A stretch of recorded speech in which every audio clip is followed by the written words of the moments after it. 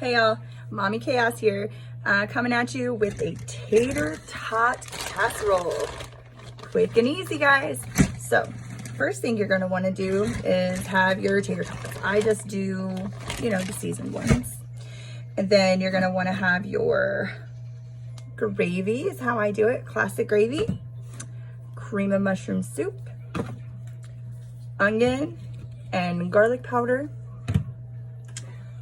teaspoon of salt, about a tablespoon of pepper, about a tablespoon of the garlic and onion too. So then you just put that all into the bowl, mix, mix, mix. So the first thing you want to do, obviously, for this kind of casserole, if you want to have a meat in it, some people don't like meat in their casseroles like this. I do. I like to have like ground beef in it. So if you're anything like me, you forget to pull out that ground beef and then it's frozen. So you're like, oh, I can wait all day for that to thaw. Nah, throw that thing in the Instapot.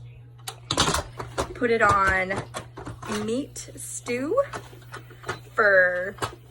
so if it's frozen, I would say about 30 minutes. I do it for about 30 minutes. Some people do it for like 20 and it's fine, but I like to make sure it's like super cooked. So you could also do, if you wanted to, you could also do like a half a pound of ground beef and like a half a pound of like sausage. But I always just do, it just depends on how I feel, but I'm doing a pound of ground beef right now. So it's already done cooking. It's already prepped and ready. Like I said, I cooked it for 30 minutes and now I've already mixed this up together too. So now I'm just gonna take some cheese. I'm gonna take a cup of cheese and I'm gonna throw it into that mixture. Like, I'm just gonna like mix it on up in there. And remember, like, if you have picky little eaters, anything like that, this is a great go-to because honestly, most kids just love the tater tots anyway. So then you got the tater tots and then obviously they can't really taste I use cream of mushroom. Some people use cream of chicken, but they can't really taste that anyway, so that doesn't matter. You're mostly just using that for like I can taste it, but honestly kids can't usually taste it. They might be able to see those little mushrooms in there. Some of you mommies might even pick those mushrooms out for them. And to you, I say, this mommy doesn't do that. I will tell them though, hey, you don't like it? Pick it out. I will all day because I'm not gonna pick it out for them. I'm just not. I don't have that kind of time.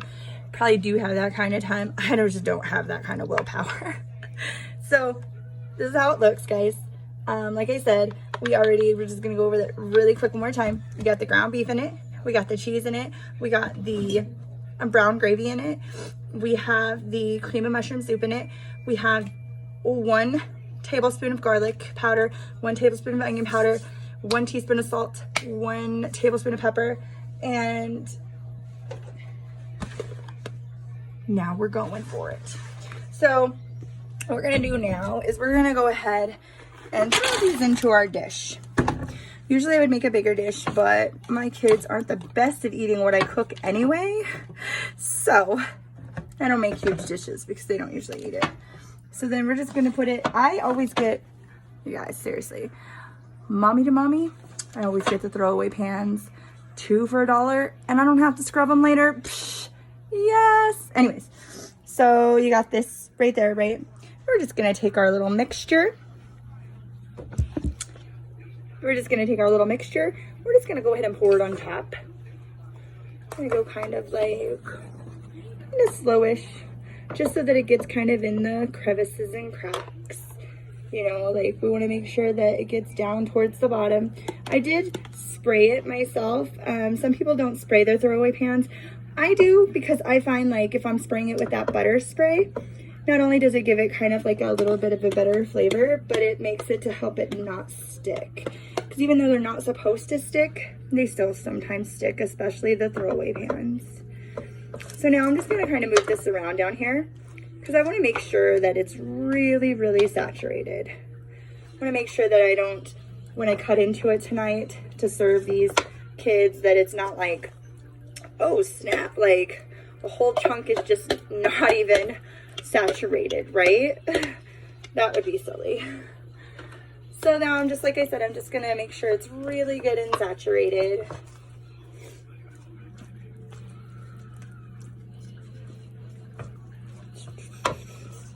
Okay, so it looks like it's pretty good and saturated.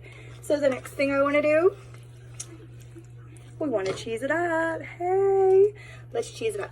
So this is another reason I buy the throwaway pans, is because I can literally throw my lid on this throwaway pan and not mess with it till I need to bake it.